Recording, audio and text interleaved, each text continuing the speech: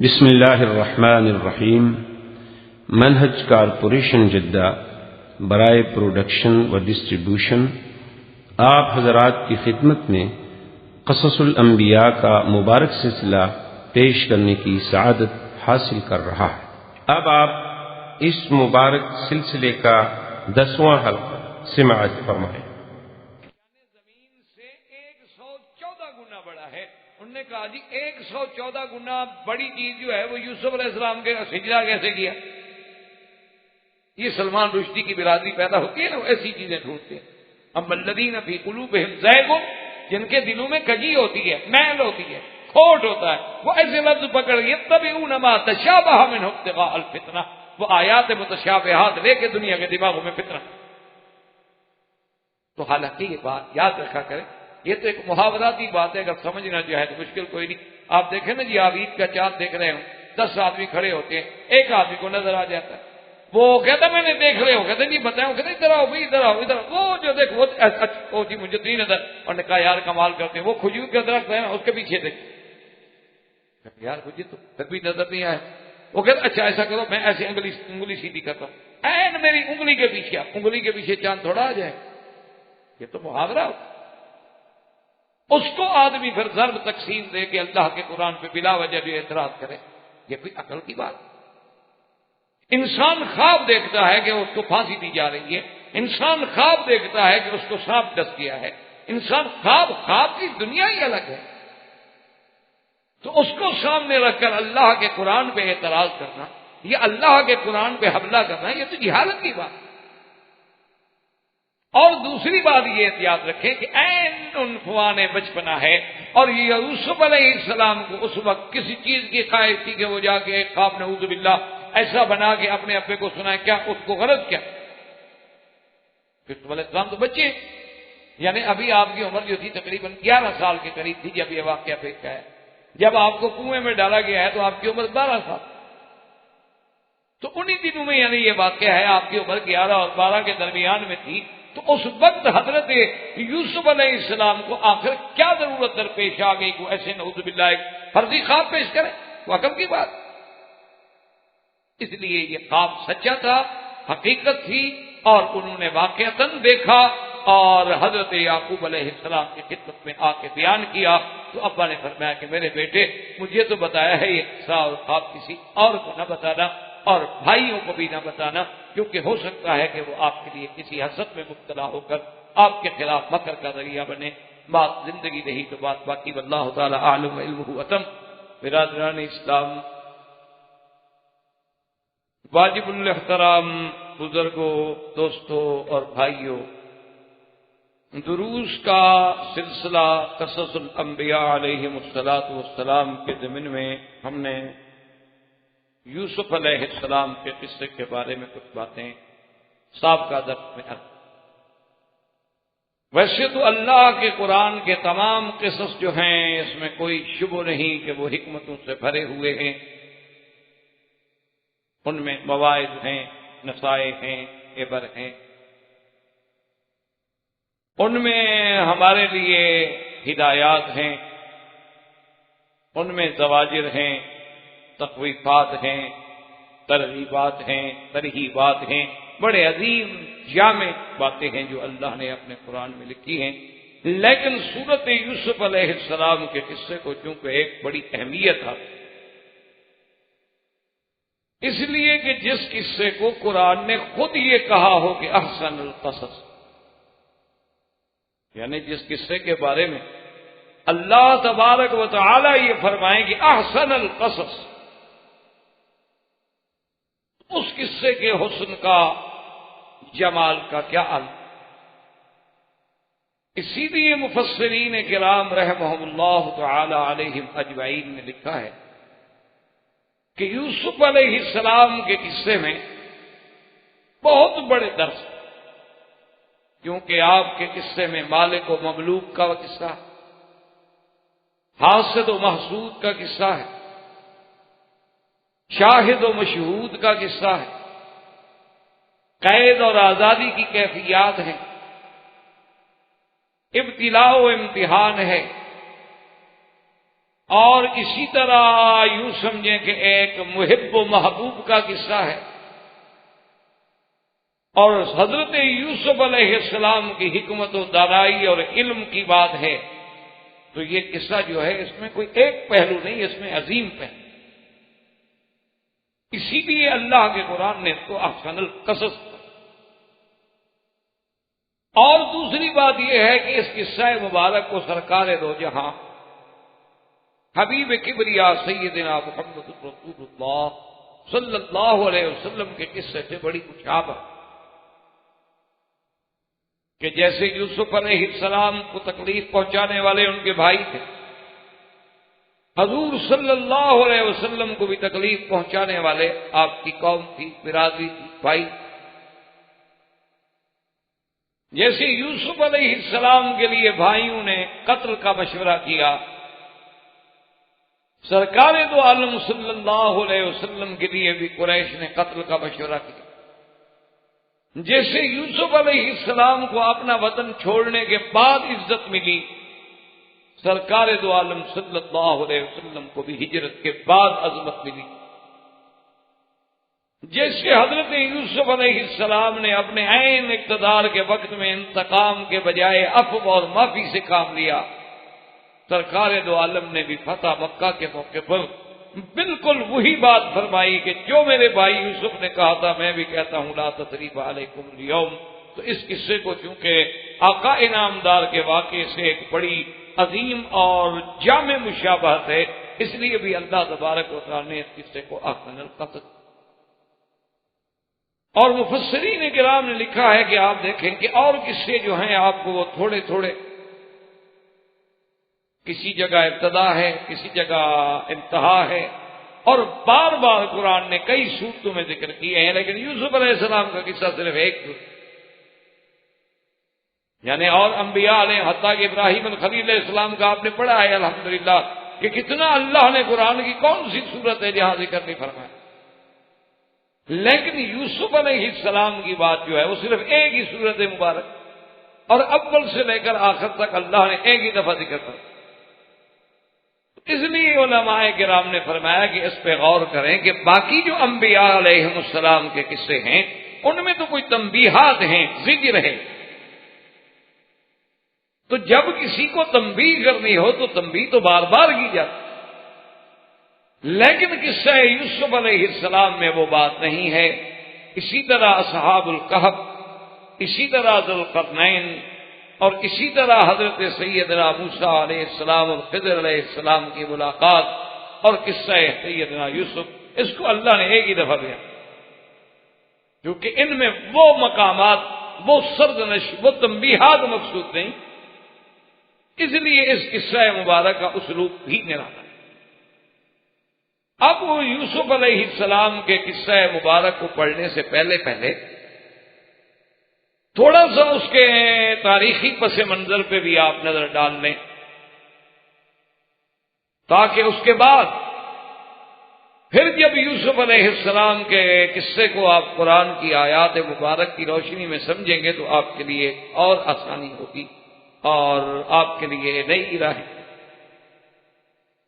ہمیں جہاں تک تاریخی پس منظر کا پتہ چلتا ہے، لازمی بات ہے کہ وہ کتب سابقہ یعنی اسرائیلی روایات ہیں، اسی طرح بائبل میں، تلمود میں اور کتب سابقہ میں یہ بات ہمیں ملتی ہے کہ تقریباً یہ 1890 قبل مسیح علیہ السلام کے قصہ، اور انہی کتابوں میں سے یہ بات بھی ملتی ہے کہ 1890 قبل مسیح میں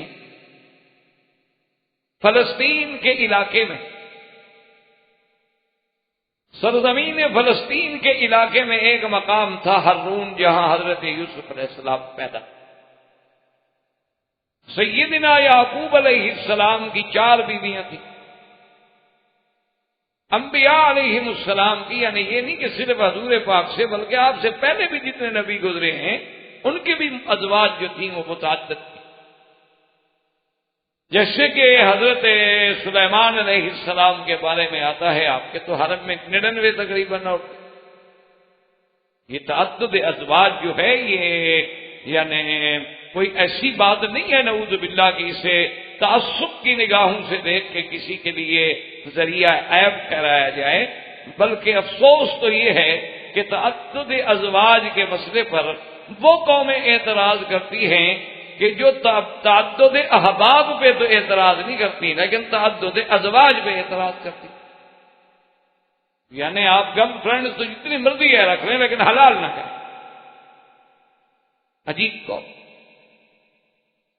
اور تعدد ازواج پہ اعتراض کرنے والی قوم کا یہ عالم ہے کہ 5 لاکھ ان کے ہاں 9 سال سے لے کر 13 سال کی عورتیں جو ہیں وہ حاملہ بالزنا.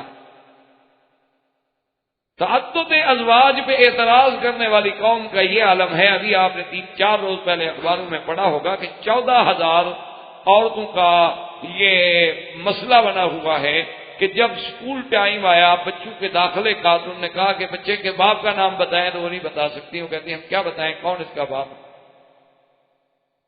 تو اب اس کے لیے پورے کمیٹیاں بیٹھی ہوئی ہیں، قانونی ماہرین بیٹھے ہوئے ہیں کہ باپ کے کھانے میں کیا لکھتے. تو بہرحال حضرت یعقوب علیہ السلام کی 4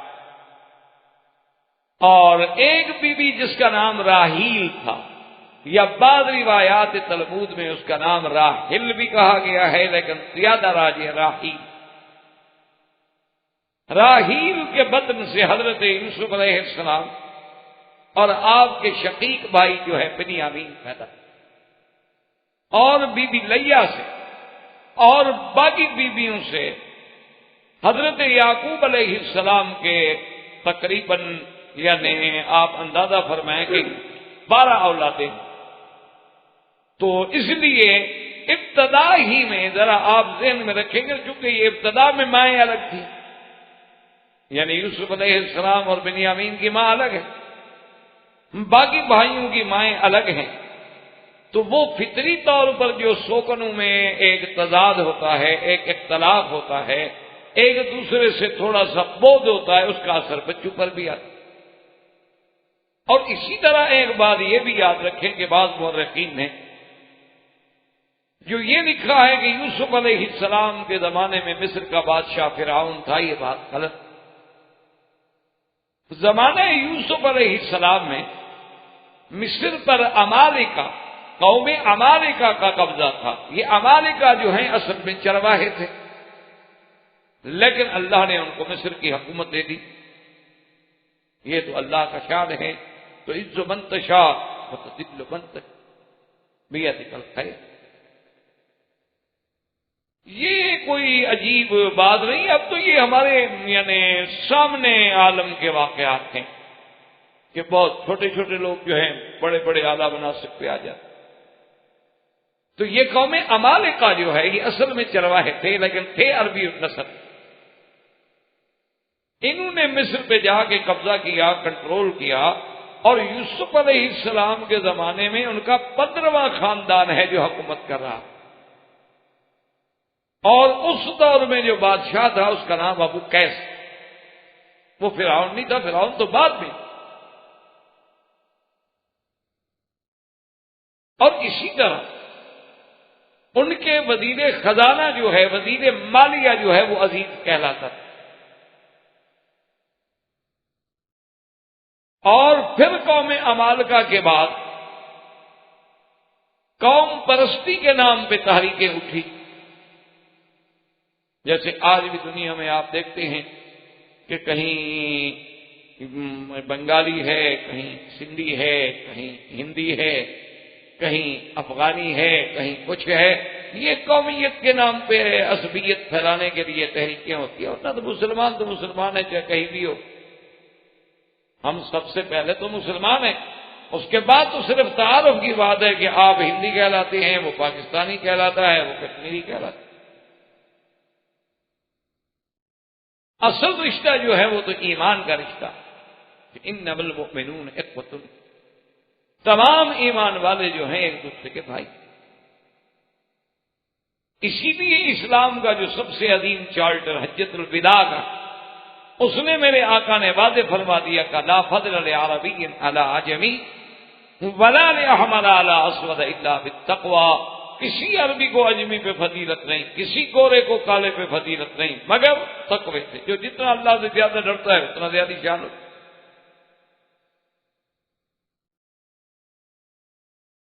تو قوم عمالقہ کے بعد قوم پرستانہ تحریک جب اٹھی تو قبط والے جو لوگ ہیں، قبطی کہلاتے تھے، وہ انہوں نے آ کے قبضہ کیا، اور یہ قبطیوں میں قوم فرائنہ تھی جو حکومت اور اقتدار پہ قابض ہوئی، اور ان کے بادشاہ بننے والوں کا لقب پھر فرعون بنا۔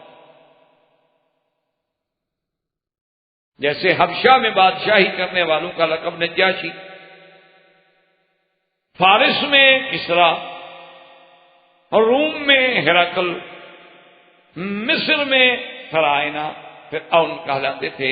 تو ان قبطیوں نے آ کے پھر قبضہ کیا، اور خدا کی شان دیکھیں کہ حضرت یوسف علیہ السلام تو عمالقہ کے زمانے میں وہاں پہنچے تھے، اس وقت قبطیوں کی حکومت نہیں، اور یوسف علیہ السلام نے جب اقتدار سنبھالا ہے تو آپ کی عمر تقریباً 30 سال، اور یوسف علیہ السلام تقریباً 80 سال تک مصر پہ بادشاہ رہے ہیں بلا شرکت غیر، اور 110 سال تقریباً کی عمر میں آپ کی وفات۔ اسی دور میں جب حضرت یوسف علیہ السلام کو اللہ نے یعنی مصر میں عروج بخشا تو بنو اسرائیل آئے، کیونکہ بنو اسرائیل حضرت یعقوب کی اولاد ہے، وہ بھی مصر میں آئے اور آباد ہوئے۔ اب جب قوم آئی قبطیوں کی، فرائنہ آئے، تو ان نے سب سے پہلے عمالقہ اور بنو اسرائیل پہ مظالم ڈھائے۔ انہوں نے 2.5 لاکھ عمالقہ کو مصر سے نکالا، اور بنو اسرائیل پہ ظلم کے پہاڑ توڑ ڈالے۔ اس کے بعد پھر ان کی نجات کے لیے اللہ نے موسیٰ علیہ السلام کو پیدا کیا۔ تو اسی طرح اسی پس منظر میں کتاب تلمود میں اور بائبل میں ہمیں یہ بھی ملتا ہے کہ حضرت یوسف علیہ السلام کی پیدائش 1890 کی ہے، اور آپ نے وہ جو خواب دیکھا ہے اور جب کنویں میں ڈالے گئے تو اس وقت آپ کی عمر تقریباً 17 سال ہو گئی تھی، 1906 کا تقریباً یہ کتاب۔ اور حضرت یوسف علیہ السلام کو جس کنویں میں ڈالا گیا تھا وہ بھی کتابوں میں ذکر آیا ہے کہ وہ شمال میں تھا، قسم، شمال قسم میں ایک جگہ تھی دوتن، وہی وہ کنواں تھا جس کنویں میں حضرت یوسف علیہ السلام کو ڈالا گیا۔ اور اسی ضمن میں ان کتابوں میں آپ کے اس خواب کا بھی ذکر ہے جو خواب حضرت یوسف علیہ السلام نے دیکھا۔ اور یہ بات بھی آپ یاد رکھیں کہ خواب جو یہ بھی یعنی ایک اللہ کی بڑی عظیم نعمت ہے۔ اسی لیے ایک حدیث مبارک میں، صحیح حدیث میں آتا ہے، لم یبق من النبوۃ الا المبشرات، کہ اب نبوت تو ختم ہو گئی، اب بشارات ہیں۔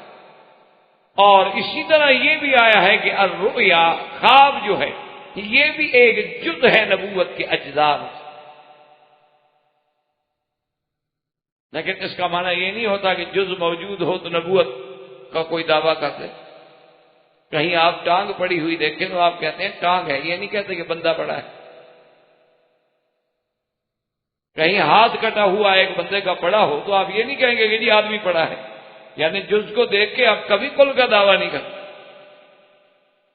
تو اسی طرح اگر ایک نبوت کی جز اگر اللہ نے باقی رکھی ہے تو اس کا معنی یہ تو نہیں کہ نبوت باقی ہے لہذا کل خواب دیکھنے والا نبی بن جائے گا۔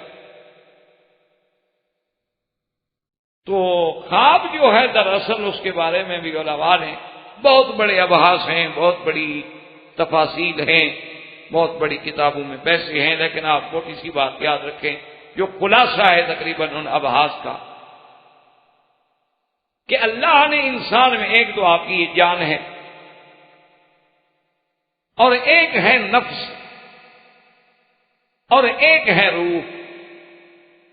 بعض علماء نفس اور روح کو ایک بھی کہہ دیتے ہیں، کیونکہ جو کام روح کا ہے وہی نفس کا۔ اسی لیے قرآن کہتا ہے نا اللہ یتوفی الانفس حین موتها، کہ اللہ تبارک و تعالی پورا لے لیتی ہے نفس کو قبضے میں. تو یوں سمجھ لیں کہ ایک جان ہے، ایک نفس ہے، ایک روح ہے. روح کو یوں سمجھ لیں کہ وہ روح ہے، یعنی جان کے لیے نفس کام کر رہا ہے اور نفس کے لیے وہ روح کام، یعنی آسانی آپ کے لیے ہو جائے گی. ورنہ تو یہ تو خیر بہت بڑی علمی ابحاث ہیں جن کے لیے بہت بڑے اوقات کی، اور پھر ان لوگوں سے جن کا علم سے تعلق بھی.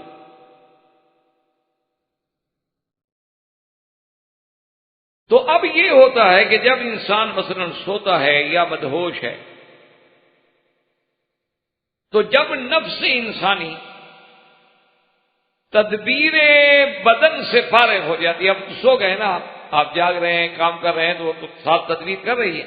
اب آپ سو گئے تو گویا نفس انسانی جب تدبیر نفس سے فارغ ہوئی، اب اس کو کچھ قوت متخیلہ کے ذریعے کچھ صورتیں اللہ دکھا دے. پھر آگے ان کی کیفیات ہوتی ہیں، یا تو جو ہم نے دن میں کہا وہ پیش آ گیا، یا شیطانی خواب آ گئے، یا اللہ کی طرف سے رحمانی خواب آ گئے. اور اس کے لیے بھی حکم ہے کہ لا یذکر الا علی حبیب لبیب، کہ جب بھی خواب ذکر کریں کسی دوست پہ اور عقل والے سمجھدار عالمات.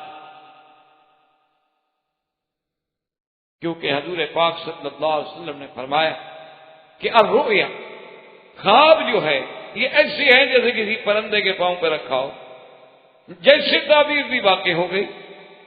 اچھا ایسا کیوں ہو جاتا ہے کہ وہ تقدیر معلق، ایک تقدیر مبرم ہے جو کبھی تبدیل نہیں ہو، اور ایک تقدیر معلق ہے، وہ یہ لکھا ہوتا ہے کہ بھی اگر آپ نے یہ درس دیا تو ہم آپ کو یہ ثواب دیں. تو یہ معلق نہیں دیا تو نہیں دیں. تو اسی طرح وہ بھی تقدیر معلق کی قسم ہے کہ حضور نے فرمایا کہ جیسے اب صاحب تعبیر نے تعبیر دے دی بس وہ واقع ہو جاتا ہے. تو اگر تعبیر اچھی دے گا انشاءاللہ تو اچھی بات واقع ہوگی. اچھا دوسرا یہ ہے کہ تعبیر اگر غلط دے گا تو آدمی ایک وسوسے اور ایک مصیبت اور ایک ذہنی طور پر یعنی سائیکالوجی کے طور پر بھی وہ پریشان ہو جائے گا. اس لیے خواب بھی ایک بڑی نعمت ہے، لیکن اس کے ساتھ یہ بات بھی یاد رکھیں کہ انبیاء کا خواب جو ہے وہ تو واحد، وہ تو ایسے ہے جیسے اللہ کی وحی بس.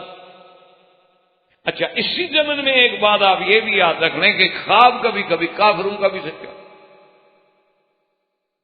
خواب کبھی کبھی فاسق فاجر بڑے سے بڑے بد کردار انسان کا بھی سچا ہو سکتا ہے. کہ اسی سورت یوسف میں، سورت یوسف علیہ السلام میں آپ دو قیدیوں کا خواب سنیں گے انشاءاللہ، وہ بھی تو کافر تھے. اس وقت کے بادشاہ نے خواب دیکھا جس کی تعبیر کے لیے پھر یوسف علیہ السلام کو نکالا گیا، وہ دیکھنے والا بھی کافر تھا لیکن خواب سچا. اسی طرح بی بی عاتقہ نے حضور کے بارے میں خواب دیکھا تھا. اسی طرح بخت و نصر نے خواب دیکھا تھا. اسی طرح کسرا فارس نے خواب دیکھا تھا اور بالکل سچا. اس لیے ہمیشہ یاد رکھیں کہ خواب یہ ضروری نہیں ہوتا، یعنی مومن کا خواب تو خیر ہے ہی مومن کا خواب، اولیاء اللہ کے خواب ہیں یا انبیاء کے خواب ہیں سبحان اللہ، ان میں تو کوئی کلام نہیں. لیکن اللہ تبارک و تعالیٰ کی قدرت یہ ہے کہ کبھی کبھی کافروں کا خواب بھی سچا ہوتا ہے، ورنہ اللہ کے نبی کا خواب تو خواب ہو. جیسے کہ سرکار دو جہاں صلی اللہ علیہ وسلم نے غزوہ احد سے پہلے آپ نے خواب دیکھا کہ آپ کی تلوار ذوالفقار جو ہے وہ ٹوٹ گئی اور چند گائیں ہیں جو ذبح کی جا رہی ہیں. تو حضور صلی اللہ علیہ وسلم نے فرمایا کہ میں نے خواب دیکھنے کے بعد ہی یہ اندازہ لگا لیا کہ احد میں ہمیں شکست ہوگی اور میرے بڑے بڑے اجلہ صحابہ بڑے شان والے لوگ ہوں گے. لیکن اللہ کی تقدیر کو کون ٹال سکتا ہے؟ اللہ کا حکم ہو تو ہی ٹل. اس لیے حضرت یوسف علیہ السلام کا جو خواب ہے، اور یہ بھی اس میں یاد رکھ لیں کہ 40 سال کے بعد تعبیر ظاہر ہوئی. یہ ضروری نہیں ہوتا کہ جب آپ خواب دیکھیں کل آپ کو تعبیر مل جائے. ایسا بھی ہوتا ہے کہ جیسے بی بی عائشہ فرماتی ہیں کہ پہلے حضور صلی اللہ علیہ وسلم کے اوائل امر میں آپ جو خواب دیکھتے تھے کہ فلک صبح بالکل ایسے آ جاتے تھے جیسے صبح کا سورج نکل آتا. تو اللہ تبارک و تعالیٰ نے اس صورت مبارکہ میں یعنی بڑے عظیم واقعات کا تذکرہ فرمایا ہے. اسی لیے قرآن نے اس کے بارے میں فرمایا کہ احسن القصص، کہ یہ ایسا بہتر قصہ ہے میرا مدنی صلی اللہ علیہ وسلم جو ہم آپ کو سنا رہے ہیں. تو اب آپ کے دماغ میں تھوڑا سا ایک پس منظر جو ہے حضرت یعقوب علیہ السلام کے خاندان کا اور حضرت یوسف علیہ السلام کا اور ان مقامات کا جہاں جہاں حضرت یوسف علیہ السلام گزرے تھے، اور یہ سارا جو ہے ارض فلسطین میں ہے، یوں سمجھ لیں شام کے علاقے میں، اور وہ قافلہ جو حضرت یوسف علیہ السلام کو نکالنے والا ہے وہ شرق اردن جو آج کل آپ کا اردن کہلاتا ہے، اسی شرق اردن سے مصر جا رہا تھا، اور انہوں نے آ کے راستے میں اس واقعے کے بعد آپ کو نکالا. اب اللہ تبارک و تعالیٰ نے قرآن پاک میں بیان فرمایا ہے کہ میرے محبوب صلی اللہ علیہ وسلم کہ نحن نقص علیک احسن بما اوحینا الیک ھذا القرآن وان کنت من قبلہ لمن الغافلین. اچھا، اس میں دیکھیں کہ اللہ پاک نے فرمایا کہ میرے محبوب جب تک ہم نے آپ کو قصہ نہیں سنایا تو آپ کو تو علم نہیں تھا، آپ تو غفلت والوں میں سے تھے. لیکن دراصل اس میں اشارہ ہے اور اس میں اللہ تبارک و تعالیٰ کی طرف سے ذکر ہے قریش مکہ پر، کہ قریش مکہ اور یہود نے آ کے پوچھا تھا تو اللہ نے فرمایا کہ اب تو اللہ کا قرآن آ گیا، اب تو تمہارے سامنے سیدنا یوسف علیہ السلام کا عظیم قصہ میرے مدنی پاک نے سنا دیا. اسی سے اندازہ لگا لو کہ اللہ کا نبی ہے. آخر آپ کو کیسے معلوم ہوا یہ قصہ؟ بھئی اس زمانے میں کوئی اسٹیشن تو نہیں لگے ہوئے تھے سیٹلائٹ کے، اس زمانے میں کوئی ڈش تو نہیں لگے ہوئے تھے کہ رات کو دیکھ لیا اور صبح کسے سنا دیے. جس آدمی نے نہ دیکھا وہ تو حیران ہو جائے گا نا کہ آپ نے رات کو نئی نئی چیزیں دیکھی، آپ انٹرنیٹ پہ بیٹھ گئے، آپ نے جناب 50 ملکوں سے معلومات حاصل کر لی ہے. اور میں کیونکہ نہیں جانتا، میرے لیے تو وہ عجوبہ ہوں گی، لیکن کوئی بڑی بات نہیں، کیونکہ آپ کے پاس جہاز موجود ہے، اور وہ جہاز جس کے پاس بھی موجود ہو اور چلانا جانتا ہو وہ خبریں حاصل کر سکتا ہے. لیکن کمال تو اس نبی عربی کا ہے صلی اللہ علیہ وسلم کہ جو پیدا ہونے سے لے کر 40 سال تک، اسی لیے سب سے بڑی بات حضور نے یہی پیش کی تھی نا قریش کو، لبثت فیکم عمرا من، کہ اے لوگوں میں نے تمہارے اندر زندگی گزاری، میں تمہارے اندر رہا، تمہارے سامنے پیدا ہوا ہوں، میری زندگی کھلی کتاب کی طرح تمہارے سامنے ہے. اور 40 سال کے بعد کبھی حضور نوح علیہ السلام کا واقعہ سنا رہے ہیں، کبھی حضور صالح علیہ السلام کا واقعہ سنا رہے ہیں، کبھی حضور ہود علیہ السلام کا واقعہ سنا رہے ہیں، کبھی حضور حضرت یوسف علیہ السلام کا واقعہ سنا رہے ہیں.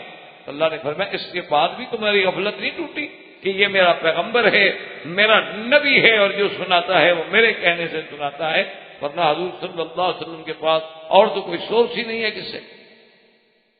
اب جناب وہ واقعہ آیا کہ یوسف علیہ السلام نے اپنے ابا حضرت یعقوب سے آ کے کہا اذ قال یوسف لأبیہ یا ابت انی رأیت احد عشر کوکبا والشمس والقمر رأیتهم لی ساجدین. یوسف علیہ السلام نے آ کے عرض کیا کہ میرے ابا میں نے خواب دیکھا ہے. کیا خواب؟ فرمایا عجیب خواب کہ 11 ستارے ہیں، سورج ہے، چاند ہے، میں نے دیکھا کہ سب جھک کے مجھے سجدہ کر رہے ہیں. علماء نے لکھا ہے کہ اللہ تبارک و تعالی نے تمثیل کے طور پر جیسے کہ عالم مثال ہے، اسی طرح اللہ پاک نے یوسف علیہ السلام کو خواب میں دکھلایا. شمس سے مراد آپ کی والدہ ہے. اچھا، بعض علماء نے کہا کہ آپ کی والدہ فوت ہو گئی تھی بلکہ خالہ ہے، کیونکہ یہ بات بہرحال ہمیں ملتی ہے کتب سابقہ میں کہ جب بنیامین پیدا ہوئے ہیں تو آپ کی والدہ فوت، ولادت کے مسئلے میں ہی فوت. تو اب بعض علماء نے کہا کہ خالہ ہے، اور خالہ بھی منزلۃ الام ہوتی ہے، وہ بھی ایک ماں ہے. اور اس کے بعد قمر سے تشبیہ دی گئی والدگی، اور تاروں کو تشبیہ دی گئی بھائیوں سے، کیونکہ سب کا اصل سورج ہے جس سے سب نور حاصل کرتے ہیں. تو گویا کہ وہ ماں جو تھی وہ اصل تھی جہاں سے بچے پیدا ہوئے. اس لیے اللہ تبارک و تعالیٰ نے آپ کو خواب دکھلایا، اور اسی خواب میں ایک عجیب اشارہ تھا کہ آسمان کی بلندی پہ رہنے والی چیزیں، آسمان پہ چمکنے والی چیزیں، آسمان سے پورے عالم کو روشن کرنے والی چیزیں جو ہیں یوسف علیہ السلام تیرے آگے جھک رہی ہیں. تو اللہ تبارک و تعالیٰ نے اس خواب میں، اور یوسف علیہ السلام کو اللہ، یعنی آپ دیکھیں کہ اللہ نے یوسف علیہ السلام کو قرآن پاک میں کتنے عظیم لقب دیے. کہیں جگہ تو فرمایا کہ وہ غلام علیم تھے، علم والے، کہیں فرمایا وہ غلام حلیم تھے، علم والے، اور کہیں فرمایا آتیناہ حکما و علما، ہم نے تو ان کو حکمت و دانائی اور علم عطا فرمایا، ہم نے ان کو حکم مانا حکومت کرنے کا بھی اقتدار بھی عطا فرمایا. اور کہیں فرماتے انہ من المحسنین، وہ تو خالص میری عبادت کرنے والوں میں، اور کہیں فرماتی انہ من عبادنا المخلصین، وہ تو میرے چنے ہوئے بندے تھے. یعنی حضرت یوسف علیہ السلام کا، اور آپ نے وہ خواب جو ہے حضرت یعقوب علیہ السلام اپنے والد کی خدمت میں پیش کیا. اسی سے وہ سبق بھی ملا ہمیں کہ لا یذکر الا علی لبیب او حبیب، کہ جب بھی خواب دیکھو کسی عقل والے کے آگے پیش کرو. اب یوسف علیہ السلام نے بھائی بھی تو موجود تھے، اور بھی تو لوگ وہاں رہتے تھے، لیکن ماں سوائے حضرت یعقوب علیہ السلام کے کسی کو دیکھ. اب جب حضرت یعقوب علیہ السلام کی خدمت میں آئے اور آ کر آپ کو خواب سنایا تو قال یا بنی لا تقصص رؤیاک علی اخوتک فیکیدوا لک کیدا ان الشیطان للانسان عدو مبین. حضرت یعقوب علیہ السلام نے فرمایا میرے بیٹے اپنا یہ قصہ اپنے بھائیوں پہ ذکر نہ کرنا، وہ تمہارے لیے پھر کچھ جال بنیں گے، مکر کریں. کیوں میرے بھائی ہیں؟ فرمایا ان الشیطان للانسان عدو مبین، شیطان انسان کا کھلا دشمن ہے. اور اس خواب میں آپ کی عزت کا ذکر ہے، عظمت کا ذکر ہے، اور بھائی برداشت نہیں کر سکیں گے. کیونکہ یعقوب علیہ السلام تو جانتے تھے کہ بھائی میں تو پہلے حسد ہے، پہلے تحاسد و تباغض ہے. وہ تو حضرت یوسف علیہ السلام اور بنیامین کو پہلے سے اچھا نہیں سمجھتے، پہلے بھی ان کو وہ نعوذ باللہ اچھی نظروں سے نہیں دیکھتے. تو جب وہ ایسا خواب سنیں گے تو اس کا نتیجہ دو ہوں کہ اگر انہوں نے خواب کو اہمیت دے دی تو دشمن بن جائیں گے، اور اگر خواب کو اہمیت نہ دی تو مذاق اڑائیں گے. دیکھو جی سورج اور چاند کیسے سجدہ کر رہے ہیں، دیکھو جی آسمان سے سورج اترا ہے سجدہ کرنے کے لیے. اس کی وجہ یہ ہے نا جی کہ جب دشمن ہوتا ہے تو وہ اسی بات کو پھر افسانہ بنا دیتا ہے، اور اگر دوست ہوتا ہے تو پھر اس کے دل میں عظمت ہو. جیسے کہ کسی کو آپ کہیں گے جی وہ چاند دیکھو میری انگلی کے پیچھے، اب اگر مخالف ہوگا اسی کو کہانے بنا دے گا کہ جناب کبھی چاند بھی انگلی کے پیچھے آ سکتا ہے، کبھی سورج بھی انگلی کی، اتنا بڑا کرہ ہے چاند کا، وہ تو زمین سے بھی بڑا ہے، تو انگلی کے پیچھے کیسے آ گیا. اسی لیے جیسے کہ حضور نے فرمایا کہ جب سورج نکل رہا ہو تو تم نماز نہ پڑھا، کیونکہ انہا تطلع بین قرنی الشیطان، جب یہ سورج نکلتا ہے تو گویا شیطان کے دو سینگوں کے درمیان سے نکلتا ہے. اب جناب دیکھیں ایک حدیث مبارک ہے اور صحیح حدیث مبارک ہے، لیکن پرویز جیسے منکرین حدیث جن کو سرکار دو عالم کی حدیث سے عداوت، اس نے جناب اسی بات کو اتنا رنگ آمیزی کی کہ پوری کتاب لکھ ڈالی.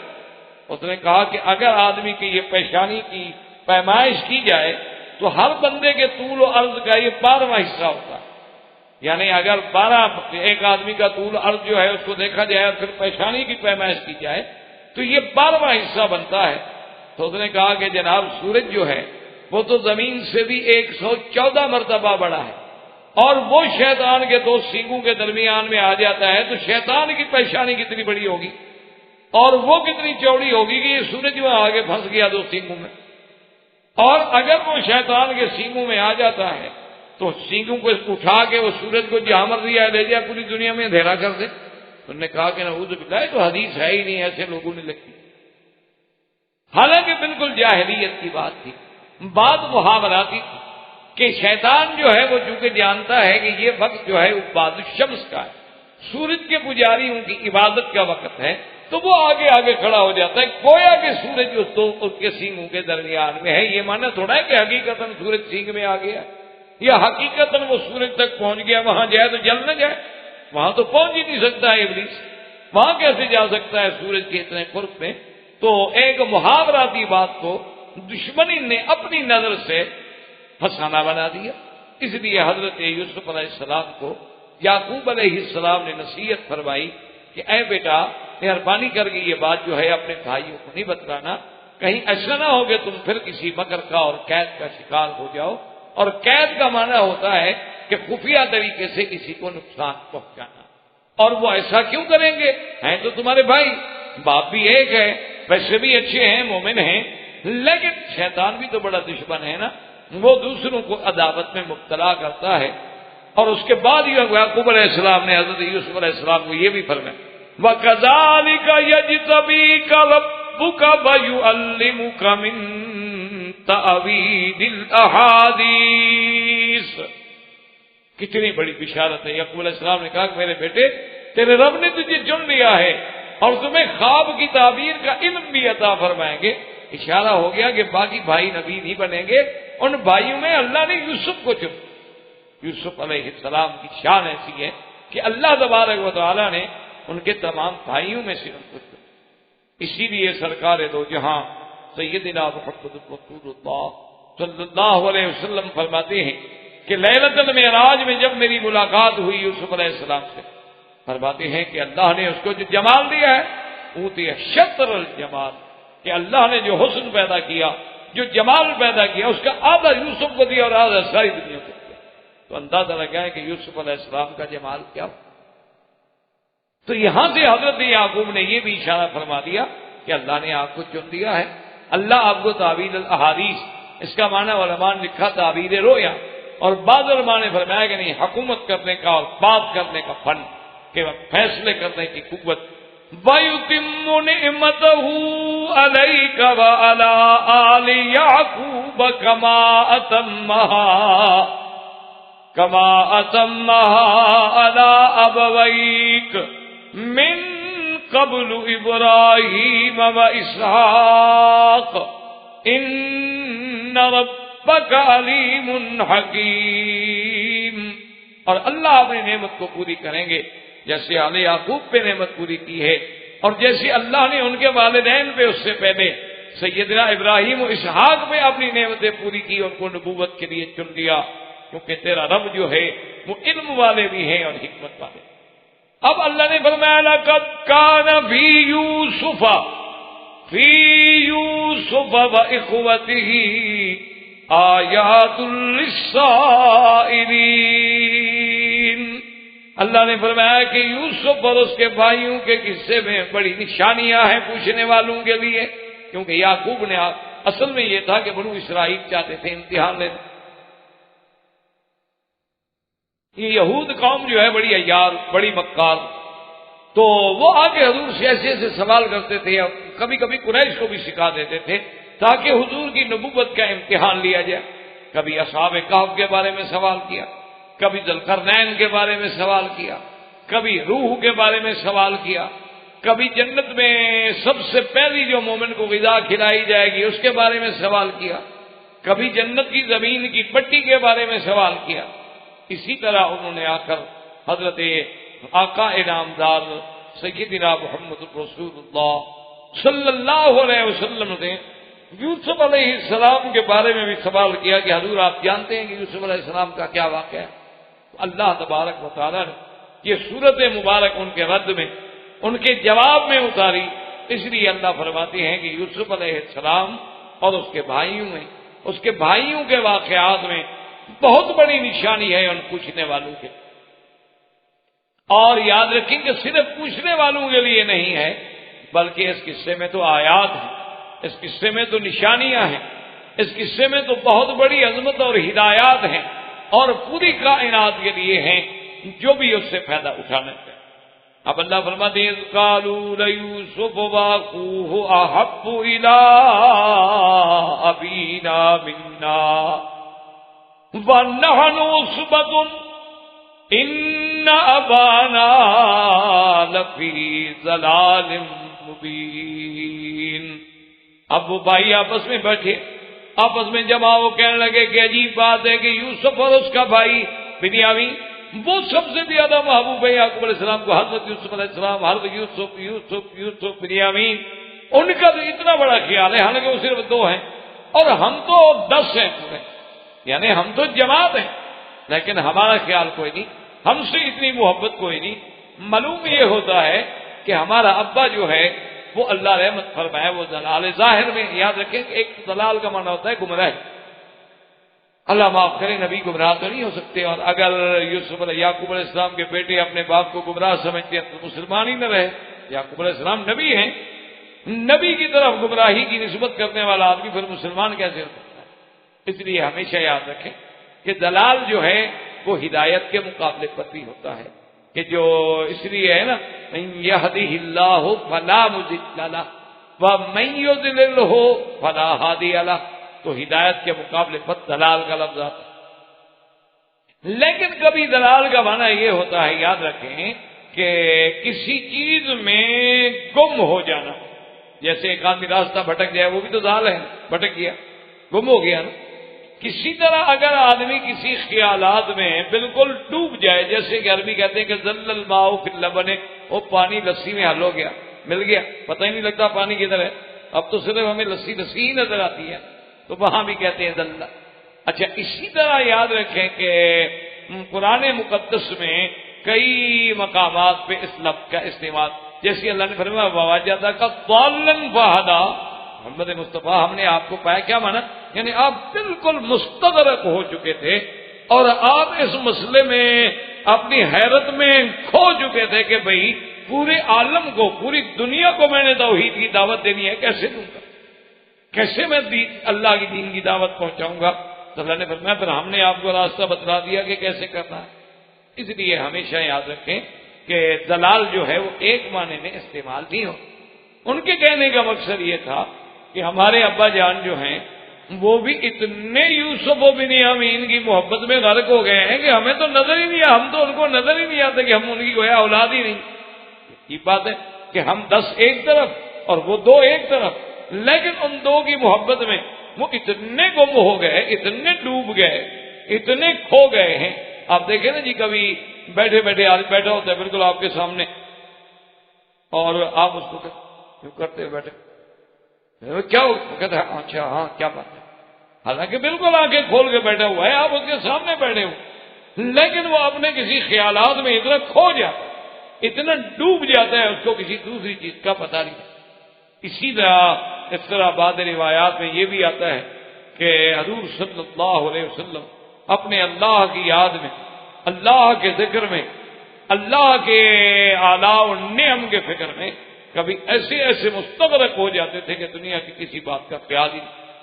اسی لیے آپ نے نہیں دیکھا ہے کہ جب کھجوروں کے وبر کرنے سے حضور صلی اللہ علیہ وسلم نے منع فرمایا اور فصل بھی اس سال کم ہو گئی تو آپ نے فرمایا انتم اعلم بامور دنیاکم، بھائی دنیا کے معاملات کو تم سمجھتے ہو، ہمیں نہیں پتا کہ دنیاوی معاملات کیا۔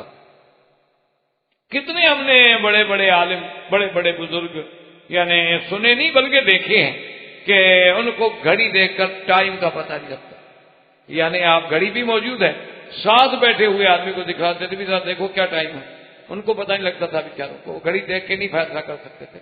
یعنی بخاری و مسلم یاد پڑھانے والے لوگ، لیکن گھڑی کا ٹائم، میرے اپنے والد کا جو بھی ساتھ بیٹھا اس کہتے بیٹا ذرا یہ دیکھو کیا بجا ہے، کہتے اچھا پھر ہو گیا پھر۔ اچھا کوئی اور ساتھی آ جاتا وہ کہتے بھی اس کو کل بھی بھر کے دے دو، چابی کو کہتے تھے کل، کہ اس کی کل بھر دو، مجھے تو آتا نہیں کہ کیسے بھری جاتی ہے۔ اچھا ان کو پتہ نہیں کہ چابی کیسے بھری جاتی، یعنی اندازہ فرمائیں۔ میرے بچہ جو ہے سب چھوٹے تھے تو وہ والد صاحب اس کو بھیجتے کہ تم میرے لیے ایک بوتل لے آؤ، یہ عام بوتلیں جو ہوتی ہیں مرنڈا شرنڈا یہ سی وغیرہ لے آؤ، تو وہ جناب آگے ان کو کہتا کہ دادا جان وہ 5 ریال کی ملتی ہے ایک بوتل، اس زمانے میں 4 گروش کی ملتی، چھوٹے بچے تھے نا بھی پیسے کیسے حاصل کریں دادے سے، تو کہتا جی 5 ریال کی ملتی، کہتے بھائی پہلے تو کہا جی اب مہنگی ہو گئی، اچھا مہنگی ہو گئی، اچھا اب 5 ریال کے 10 دے دیے ہیں، تو اس نے کہا بھائی دیکھو یہ کتنا ہے، انہوں نے کہا جی یہ 5 ہے، انہوں نے کہا نہیں اللہ کے بندے یہ تو نوٹ بڑا نظر آ رہا ہے، کہا نہیں حضرت یہ تو مختلف چھپتے رہتے ہیں ہر سال، ہے یہ 5 کا، کہتے ٹھیک، ان کو نہیں پتا کہ کیا، تو اور جناب یہ ہے کہ آپ سیاستہ ہے، حدیث ہے، نحو ہے، صرف ہے، بلاغت ہے، معنی ہے، منطق ہے، معقول ہے، کوئی دنیا کی کتاب اٹھا کے سامنے ایک دفعہ تھوڑی سی پڑھنے بیٹھ جائے بس شروع ہو گئے. یعنی اس میں تو اتنا حفظ ہے لیکن دنیا کے معاملے کا پتہ نہیں رہتا. اس لیے ان کے کہنے کا معنی یہ نہیں تھا کہ یعقوب علیہ السلام گمراہ ہے، نعوذ باللہ. کوئی اللہ کے نبی کو گمراہ سمجھے تو پھر مسلمان کیسے رہے؟ وہ تو کافر ہو جائے. معنی یہ تھا کہ ہمارے ابا جان ان کی محبت میں اتنے کھو گئے، اتنے ڈوب گئے ہیں کہ ہماری طرف توجہ بھی نہیں. اچھا اسی طرح یاد رکھیں کہ اگر ایک آدمی کے 4 بچے ہیں، 5 ہیں، 6 ہیں، 10 ہیں، 2 ہیں، کسی ایک سے محبت کا زیادہ ہو جانا جو ہے گناہ نہیں، شرعاً وہ کوئی گناہ. لیکن شرط یہ ہے کہ دونوں بچوں میں عدل کرے. یہ نہیں کہ ایک کو تو دیتا جائے اور دوسرا بیچارہ بھٹکتا رہے. یہ بات جو ہے یہ شریعت میں نہ جائے. جیسے ہمارے یہاں عام رواج ہے نا جی کہ یہ بیٹا میرا بڑا فرما بردار ہے، اس نے میری بڑی خدمت کی، اور جی باقی بیٹوں نے مجھے پوچھا ہی نہیں، اس لیے یہ کوٹھی تو میں نے اس کو بنا کے دے دی ہے. یہ ناجائز ہے. جب بھی آپ اگر ہدیہ کریں اولاد کو تو برابر.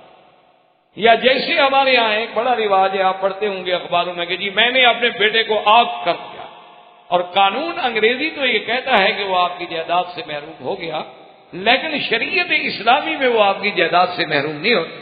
آپ چاہے کتنا آگ کرتے رہیں وہ آپ کی جائیداد کا وارث ہے، اور آپ کے مرنے کے بعد وہ جائیداد کا حقدار ہے.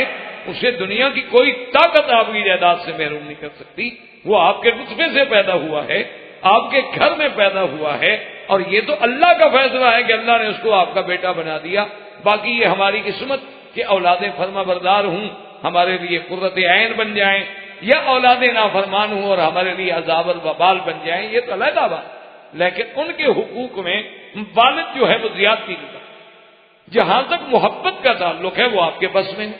جیسے کہ حضور پاک صلی اللہ علیہ وسلم اللہ تبارک و تعالیٰ کے آگے درخواست کرتے تھے کہ یا اللہ انی املک فی انی عادل فی ما املک، کہ یا اللہ اپنی بیویوں کے بارے میں میں عدل کرتا ہوں، انصاف کرتا ہوں، لیکن جو میرے ہاتھ میں ہے کہ وقت برابر دیتا ہوں، ٹائم برابر دیتا ہوں، خرچہ برابر دیتا ہوں، ملنے ملانے میں برابر ہونے کی کوشش کرتا ہوں، لیکن کیف عادل فی ما لا املک، لیکن میں اس چیز میں کیسے عدل کر سکتا ہوں جو میرے قبضے میں بھی نہیں.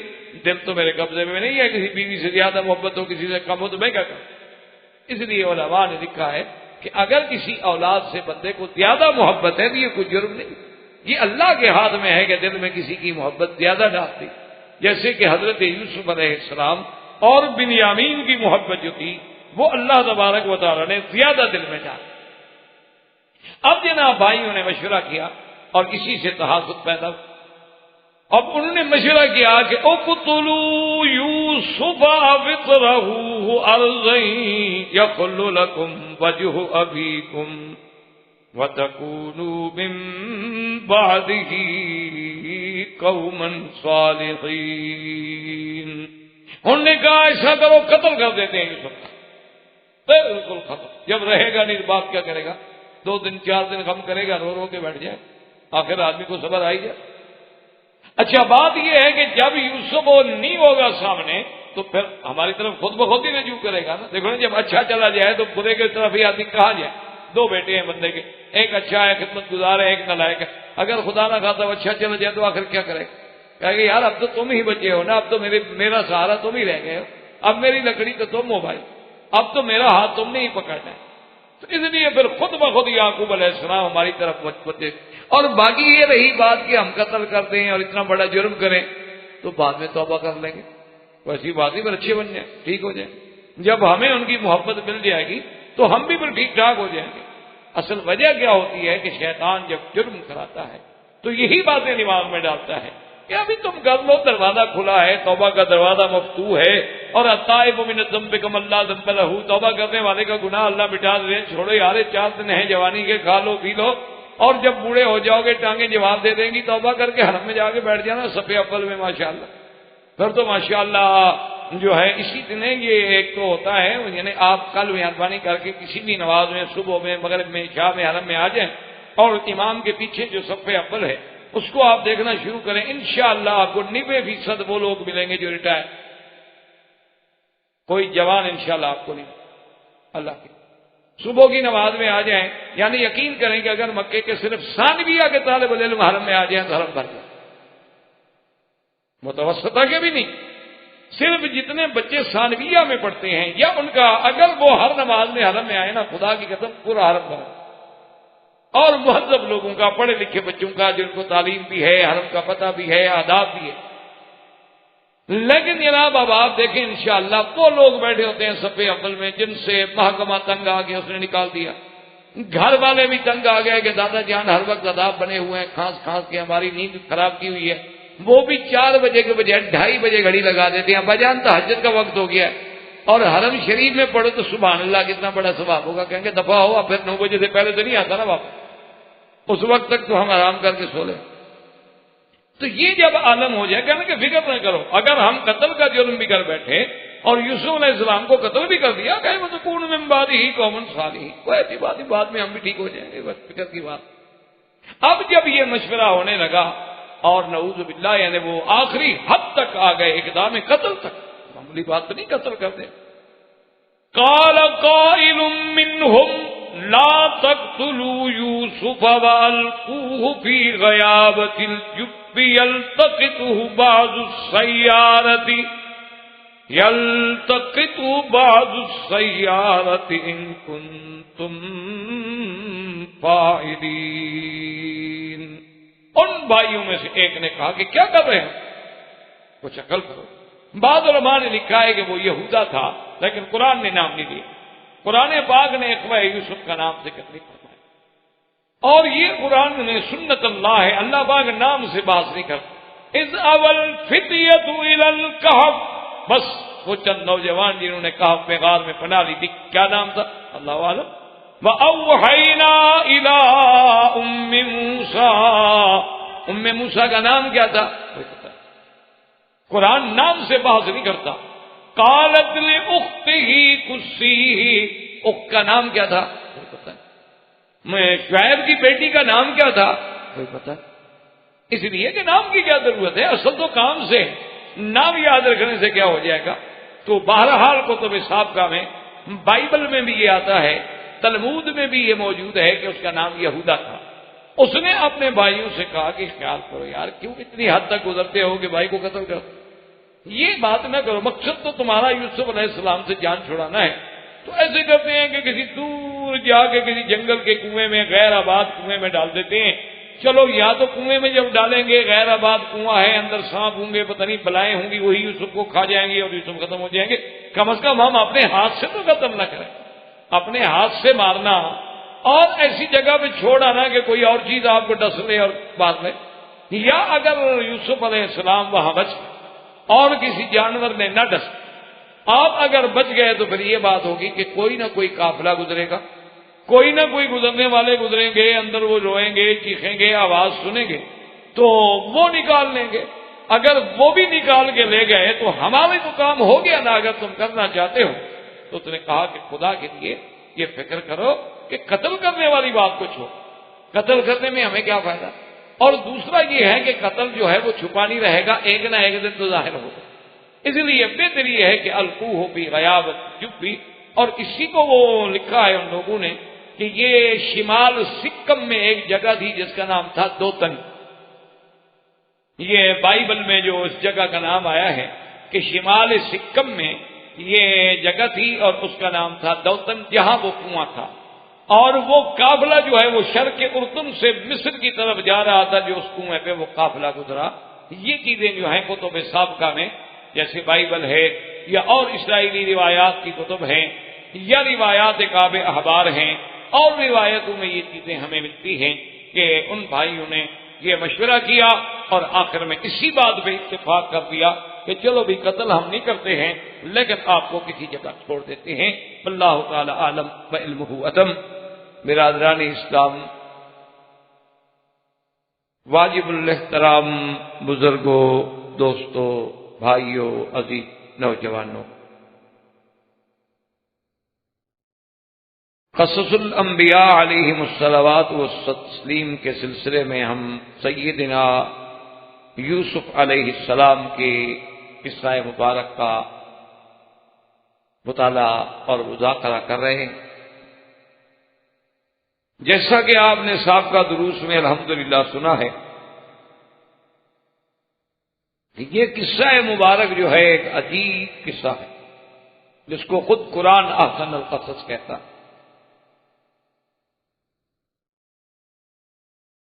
اور اس قصہ مبارک میں بہت بڑے عبر ہیں، نصائح ہیں، مواعظ ہیں، فوائد ہیں۔ تو ہم اس درس میں ان قصہ مبارک میں یہاں تک پہنچے تھے کہ یوسف علیہ السلام نے خواب دیکھا، اپنے والد سے بتلایا کہ میں نے خواب دیکھا ہے کہ 11 تارے ہیں اور سورج اور چاند جو ہیں وہ مجھے سجدہ کرتے، اور اس پہ ہم نے خواب کے اقسام اور خواب کی تعبیر، ساری مباحث الحمدللہ ہم سابقہ درس میں پڑھ چکے۔ اور حضرت یعقوب علیہ السلام نے اپنے بیٹے سے نصیحت کی کہ بیٹا کسی دوسرے بھائی کو، کسی کو اس خواب کا ذکر نہیں کرنا، کیونکہ یعقوب علیہ السلام بھی اللہ کے پیغمبر تھے، نبی تھے۔ وہ سمجھ گئے کہ اس خواب میں کوئی بہت بڑا اشارہ ہے کہ یوسف علیہ السلام کو اللہ تبارک و تعالیٰ کسی عظمت، کسی رفعت، کسی مقام پہ پہنچانا چاہتے ہیں۔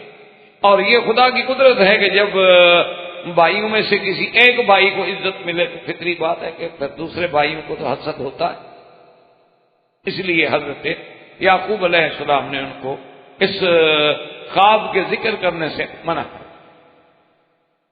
اور اسی لیے سرکار دو عالم صلی اللہ علیہ وسلم کی بھی ایک حدیث مبارک ہے کہ اقضوا حوائجکم بالکتمان، کہ تم اپنے امور اور اپنے کام جو ہیں تو رازداری سے سر انجام کیا کرو۔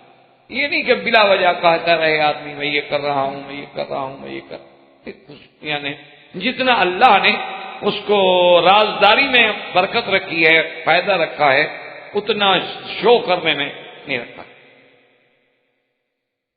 بہرحال یوسف علیہ السلام کے اس خواب کے بارے میں بعض علماء کہتے ہیں کہ ان کے بھائیوں کو بھی پتہ چل۔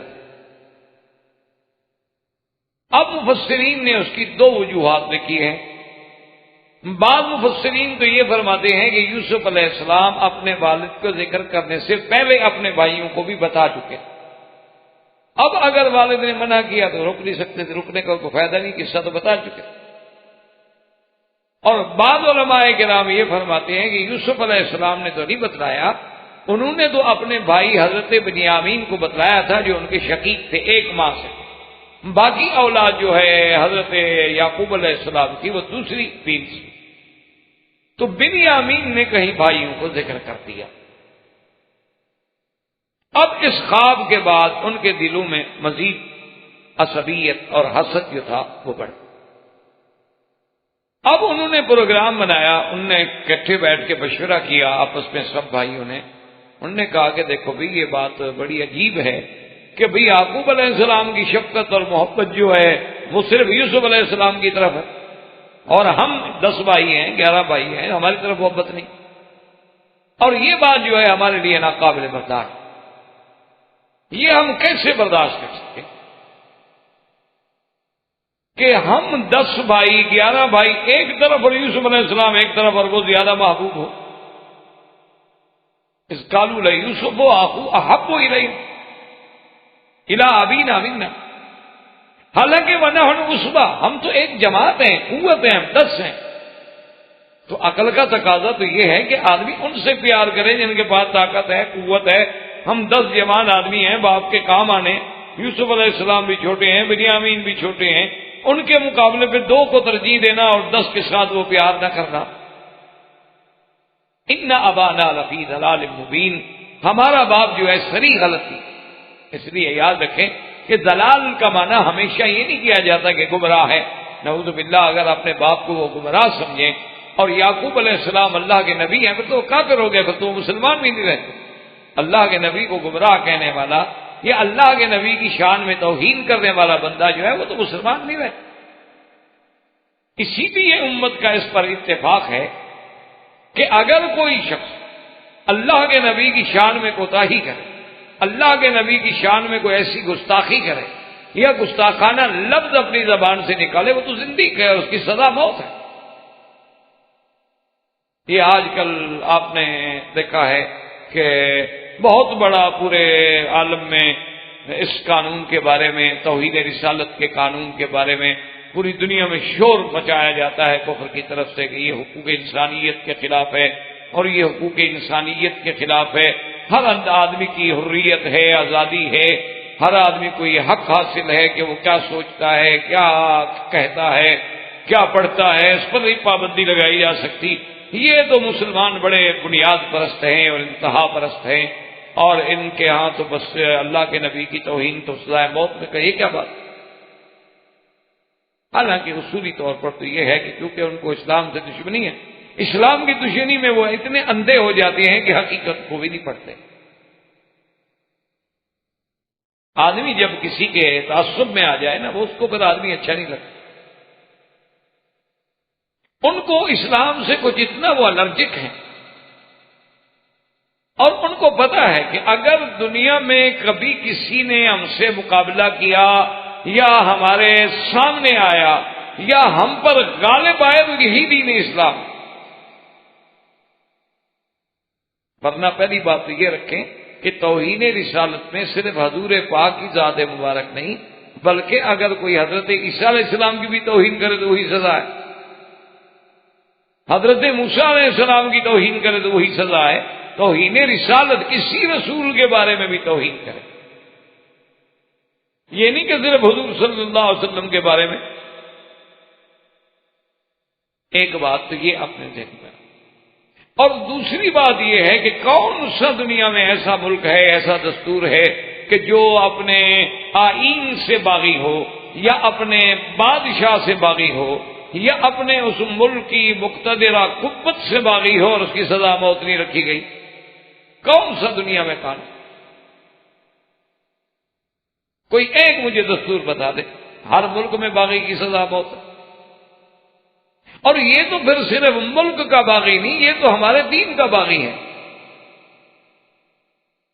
اور اسی لیے ایک فلسفے کو سمجھیں کہ اسلام لانے کے لیے جبر نہیں کیا جاتا کہ آپ کسی کو جبر کریں کہ جی آپ کلمہ پڑھیں، غلط۔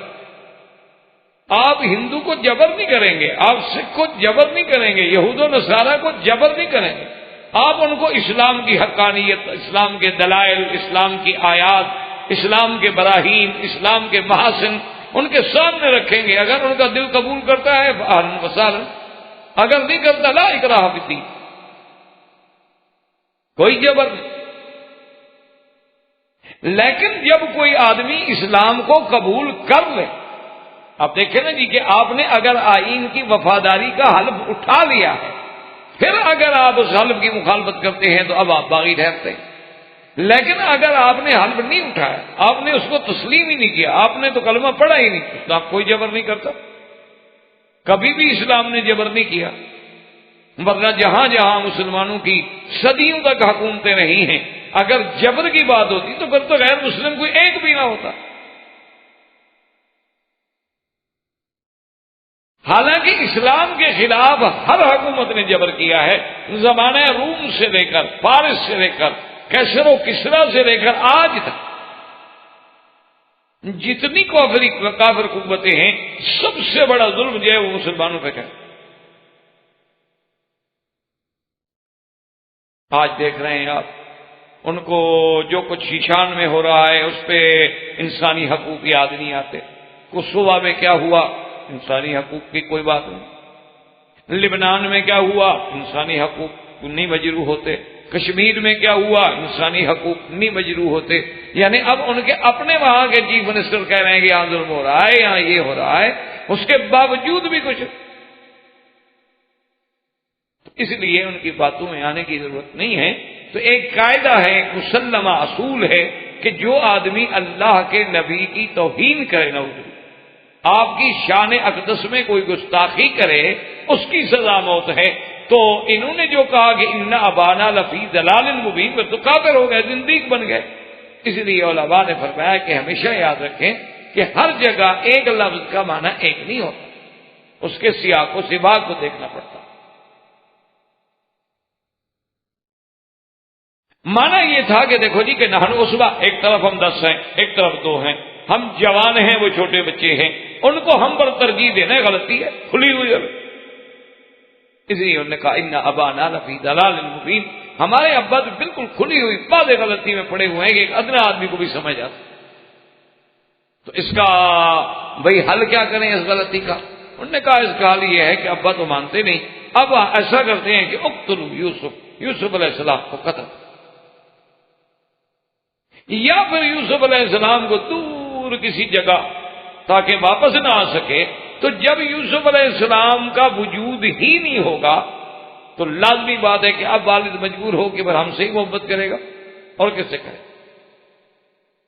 اگر ایک آدمی کے پاس مثلاً 4 بچے ہیں، ایک انتہائی فرما بردار ہے، لیکن خدا رحمت کرے موت آ گئی تو اب بیچارہ کیا کرے گا؟ ان 3 کی طرف ہی خود بخود لوٹے گا۔ اور کہنے لگے کہ گو یہ ہماری غلطی تو ہوگی، لیکن ایک تو ہم اپنے بھائی یوسف کے قتل کرنے کے بعد باپ کی محبت حاصل کر لیں گے اور ہم بھی اچھے لوگ ہو جائیں کہ ہم سے اللہ کا نبی محبت کرتا۔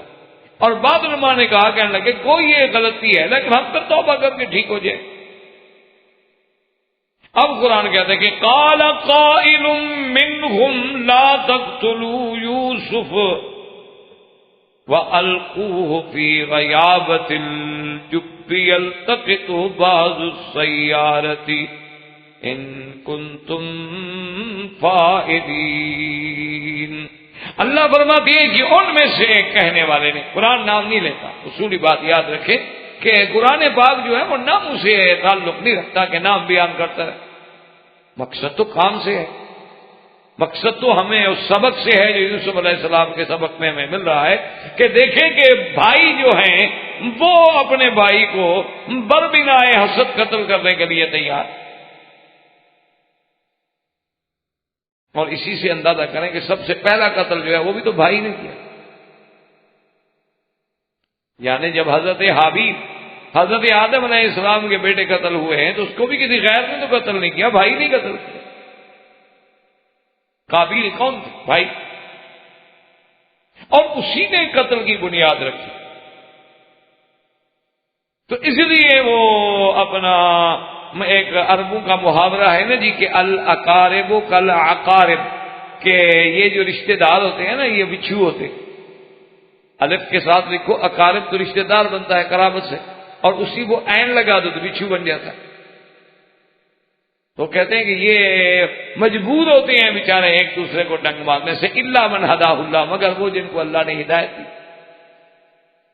اسی لیے حضور پاک صلی اللہ علیہ وسلم نے بھی بدر میں فرمایا تھا بیسل عشیرت نبیکم، آپ نے فرمایا ابو جہل، اے عتبہ، ربیعہ، شیبہ، تم کیسے میری برادری ہو، کتنی بری برادری ہو تم، کتنے برے رشتے دار، کیسے لوگ، کذبتمونی وصدقنی الناس، کہ تم نے رشتے دار ہو کر میری تکذیب کی اور لوگوں نے مجھ میرا کلمہ پڑھا اور مجھ پہ ایمان لے آئے۔ اخرجتمونی فآوانی الناس، تم نے رشتے دار ہو کر مجھے گھر سے مکے سے نکالا اور لوگوں نے مجھے سینے سے لگایا، کیسے تم رشتے دار؟ تو اس لیے علماء نے بھی لکھا ہے کہ یہ جو قرابت کے مسائل ہیں اسی لیے بہت ہی مشکل ہوتے، اسی لیے وہ کسی ایک اردو کے کسی شاعر کا بھی ایک شعر ہے رشتہ داری کے بارے میں، وہ کہتا ہے کہ یہ عجیب سلگتی ہوئی لکڑیاں ہیں کہ دور ہوں تو دھواں دیں اور قریب ہوں تو جل جائیں۔ مطلب کہ رشتہ دار جو ہوتے ہیں نا وہ ایک ایسی ہیں جیسے سلگتی ہوئی لکڑی ہوتی ہے نا، سلگ رہی ہو، اب بیٹھے ہوں دور تو کچھ نہیں تو دھواں تو دے گی، تنگ تو کرے گی، اور اگر قریب آ گئی آگ کے تو جل گئی، کہ دور ہوں تو دھواں دیں اور قریب ہوں تو جل جائیں۔ تو یہ ایک قدرتی بات ہے کہ جب بھی نعوذ باللہ ثم نعوذ باللہ یعنی سازش قتل، اور وہ بھی یعنی آدم کا بیٹا بھی تو نبی کا بیٹا ہے اور یوسف علیہ السلام بھی نبی کا بیٹا اور خود نبی، لیکن سازش کرنے والے کون ہیں؟ بھائی۔ اسی لیے شورش کاشمیری جو ایک بہت بڑے اپنے وقت کا خطیب، ادیب، شاعر، بڑا عجیب آدمی تھا، گزرے ہیں، تو بہرحال وہ کافی عرصے سے اختلاف کے بعد بھٹو صاحب سے ان کی صلح ہوئی، تو بھٹو صاحب نے کہا کہ اچھا کشمیری صاحب اچھا شریف صاحب اب سب کا باتوں کو مٹی ڈالیں، آج کے بعد میں آپ کا بھائی ہوں۔ تو اس نے کہا جی بھائی تو یوسف کے بھی بہت تھے، پتہ نہیں آپ کون سے بھائی بن رہے ہیں میرے، اب یہ تو اللہ کو پتا ہے، آپ میرے بھائی تو بن رہے ہیں لیکن میرا خیال ہے کہ آپ بھی کہیں یوسف کے بھائی ثابت نہ ہوں۔ تو بہرحال مقصد یہ ہے کہ اب بھائی ہیں اور قتل کی سازش ہو رہی ہے، اور بھائی بھی کون؟ نبی، ابن نبی، انا للہ۔ تو ایک بول پڑا، بعض علماء نے لکھا ہے سابقہ کتب سے، تورات سے اور اناجیل سے، کہ بولنے والا جو ہے ان کا بھائی تھا، اس کا نام تھا یہودا، بعض کہتے ہیں یہودا، اور بعض کہتے ہیں کہ نہیں وہ ان کا بڑا بھائی تھا شمعون، اور بعض کہتے ہیں کہ نہیں ان کا تھا تو وہی بڑا بھائی لیکن اس کا نام جو ہے راؤل تھا۔ بہرحال مختلف نام لکھے گئے، جب قرآن نے نام نہیں لیا تو ہمیں اس الجھن میں پڑنے کی ضرورت ہی۔ اب اس نے مشورہ دیا، اس نے کہا کہ دیکھو پہلی بات تو یہ ہے کہ تم بھائی کو قتل کرنے کی سوچ رہے ہو، یہ کوئی معقول بات، کوئی عقل کی بات؟ یعنی باپ کی توجہ حاصل کرنے کے لیے بھائی کو قتل کر دو، یہ عجیب بات ہوئی بھائی۔ اچھا اس قتل سے تو باپ کی نفرت بڑھے گی، نہ کہ محبت حاصل کرو گے۔ وہ کہے گا یہ عجیب اولاد ہے کہ جنہوں نے جا کے اپنے بھائی کو قتل کر دیا اب بھی یہ میری محبت اور شفقت کے حقدار ہیں، ایک۔ اور دوسری بات یہ ہے کہ قتل کرنے کے لیے اگر تم بس ضد ہو نا تو پھر میرے کہنا مان لو کہ بلا وجہ کسی کے خون سے اپنے ہاتھ نہ رنگو، کیونکہ خون جو ہے نا وہ کبھی ضائع نہیں جاتا، اور خون ایک نہ ایک دن ضرور اپنے اثرات جو ہے وہ ظاہر کرتا، وہ ابھی ضائع نہیں کرتا کبھی۔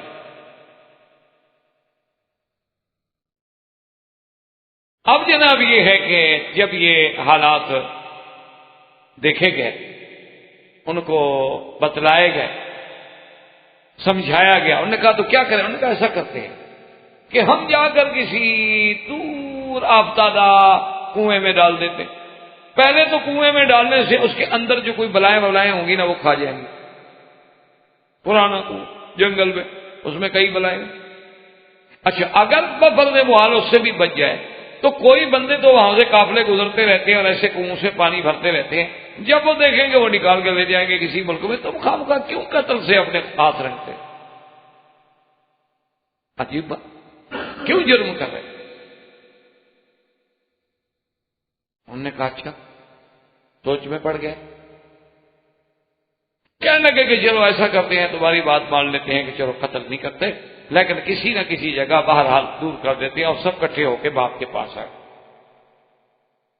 اس کو قرآن خود پیا قالوا یا ابانا ما لک لا تأمنا علی یوسف وَإِنَّا لَهُ لَنَاصِحُونَ۔ معلوم ہوتا ہے کہ کافی پہلے کہتے رہے، اسے کہنے لگا بجان پتہ نہیں کیوں آپ ہم پر اعتماد نہیں کرتے، آپ یوسف علیہ السلام کے ضمن میں ہم پر کیوں نہیں اعتماد کرتے؟ ہم تو یوسف کے خیر خواہ ہیں، بھائی ہیں، اچھا بھائیوں میں کبھی کوئی تھوڑی بہت تلخی بھی ہو جائے لیکن پھر بھی ہم بھائی ہیں یوسف علیہ السلام کے، مہربانی کر ارسلہ معنا غدا یرتع ویلعب وَإِنَّا لَهُ لَحَافِظُونَ۔ ابا جان آپ مہربانی کریں، اس کو اجازت دیں کہ کل ہمارے ساتھ جائے، ہم جائیں گے اور کھائیں گے پیئیں گے، جنگلوں میں جو جنگلی چیزیں ہوتی ہیں، جنگلی پھل ہوتے ہیں وہ کھائیں گے، وہ یلعب اور کھیلیں گے۔ اس لیے علماء نے لکھا ہے کہ بعض کھیل کود جو ہیں جو شریعت کے خلاف نہ ہو کوئی منع ہے، مثلا آدمی گھوڑا دوڑاتا ہے، آدمی دوڑ میں مقابلہ کرتا ہے، مثال کے طور پر آدمی کشتی کرتا ہے، آدمی کبڈی کھیلتا ہے، یا آدمی ہاکی کھیلتا ہے، یا آدمی یہ کرکٹ وکٹ کھیلتا ہے، شرط یہ ہے کہ اوقات نماز اور فرائض کا خیال رکھے۔ یہ نہیں کہ کھیل میں لگنے کے بعد نمازیں ختم، یہ ہو تو میچ نہیں بند کیا جا سکتا، پھر حرام ہو گئی، کیونکہ اللہ کے فرائض کو چھوڑنا، فی نفس سے ہی کھیلنا حرام نہیں تھا۔ اب انہوں نے جب اصرار کیا اور ساتھ یہ بھی کہا اپنے ابا سے کہ ابا جان آپ فکر نہ کریں، ہم حفاظت کریں گے، ہم بالکل حضرت یوسف علیہ السلام کا بڑا خیال رکھیں گے، تو یعقوب علیہ السلام نے سننے کے بعد کہا قال انی لیحزننی ان تذهبوا به واخاف ان یاکلہ الذئب وانتم عنہ غافلون۔ حضرت یعقوب علیہ السلام نے فرمایا کہ مجھے غم ہے، مجھے فکر ہے یوسف کا کہ اگر تم ان کو لے کے گئے، اور بات یہ ہے کہ مجھے خوف ہے کہ کہیں ایسا نہ ہو کہ کوئی بھیڑیا آ کے اس کو کھا جائے، چھوٹا بچہ ہے، چھوٹی عمر ہے۔ وَأَنْتُمْ عَنْهُ غَافِلُونَ، اور تم اپنی کھیل کود میں ہو، غفلت میں پڑے ہو، تمہیں پتہ بھی نہ ہو، اور تم اپنے اس میں لگے ہوئے اور اس کو آگے کوئی بھیڑیا کھا جائے، مجھے بڑا فکر ہے، میں نہیں اجازت دے سکتا۔ قَالُوا لَئِنْ أَكَلَهُ الذِّئْبُ وَنَحْنُ عُصْبَةٌ إِنَّا إِذًا لَخَاسِرُونَ۔ کہنے لگے ابا جان کمال کی بات ہے، ہم ایک جماعت ہیں، 10 آدمی ہیں، ہم 10 بندے بھی کھڑے ہوں اور ایک جناب بیڑی آ کے ہمارے بھائی کو کھا جائے، پھر تو سب سے بڑی گھاٹے اور تروٹے کی بات ہے، پھر تو انتہا ہو گئی، حد ہو۔ اب بات یاد رکھیں کہ بھی حضرت یعقوب علیہ السلام نے یہ بات کیوں فرمائی، ایک مسئلے کو سمجھ کہ بھی یوسف علیہ السلام نے آخر یہ بات کیوں فرمائی کہ جی اب اس کو شاید بھیڑیا کھا جائے اور تم غافل ہو، پتہ بھی نہ کرو، تم اپنی کھیل میں لگے ہوئے ہو، یہ بات جو یوسف علیہ السلام یعقوب علیہ السلام نے فرمائی تو کیوں؟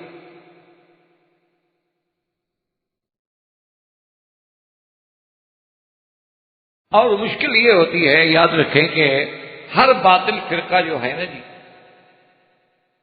وہ اللہ کے قرآن کے حروف کے معانی میں یا الفاظ مبارک میں اپنے پسند کی تحریف کر دیتے ہیں، اپنی طریقے سے اس کے معنی کو ڈھال دیتے ہیں اور اسی سے اپنے مطلب کی بات کو نکالتے ہیں۔ جیسے کسی نے کہا نا کہ خود تو بدلتے نہیں، قرآن کو بدل دیتے، چاہیے تو یہ تھا کہ جو قرآن کا حکم ہے ہم اپنے آپ کو بدل دیں، لیکن وہ خود تو نہیں بدلتے، لیکن اللہ کے قرآن کو بدل دیتے ہیں۔ تو اب بعض ہمارے لوگوں نے یہاں سے ایک عجیب بات نکالی، ان کا دیکھو جی اللہ کے نبی عالم الغیب ہوتے ہیں، ان کے پاس علم غیب ہوتا ہے، یعقوب علیہ السلام جانتے تھے کہ یہ بھیڑیے والا قصہ بنائیں گے، اسی لیے تو پہلے کہہ رہے ہیں، تب بھی کر رہے ہیں کہ کیا کرو گے لینا کل حسین اگر اس کو بگیاڑ کھا گیا، اس لیے کہ وہ عالم الغیب تھے، یعنی وہ اپنے مطلب کی ایک بات نکال۔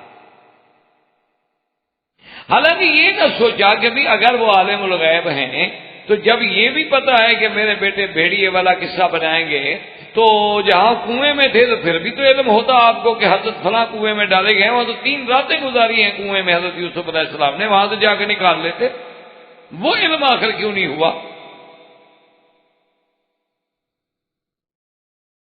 اور علم ہونے کے باوجود بھی اگر باپ اپنے بیٹے کی اور مظلوم بیٹے کی مدد نہ کرے تو کیا پھر وہ قیامت میں تو الٹا نعوذ باللہ قابل مواخذہ ہے۔ اچھا پھر یہ کہیں کہ بیٹوں سے اولاد سے تو اولاد تو جب شرمندہ ہو جاتی ہے، اولاد تو اس کا قتل ثابت کر رہی ہے، اور یوسف زندہ ہوتے اور باپ جا کھڑے ہو جاتے کہ یہ دیکھو جی یوسف صاحب زندہ بیٹھے ہیں، کیسے کہتے ہو قتل ہو گئے؟ تو مجرم کے تو پاؤں نہیں ہوتے، مجرم تو زمین پہ کھڑا نہیں ہو سکتا۔ اس لیے ہمیشہ یاد رکھیں کہ یہاں علم غیب کا مسئلہ نہیں، اس کی 2 وجوہات مفسرین کرام نے لکھی ہیں۔ ایک وجوہات تو یہ لکھی ہے کہ اس علاقے میں بے حد بھگیاڑ تھے۔ احباب کرام، اس کے بعد اب آپ اس مبارک سلسلے کی CD نمبر 11 سماعت فرمائیں۔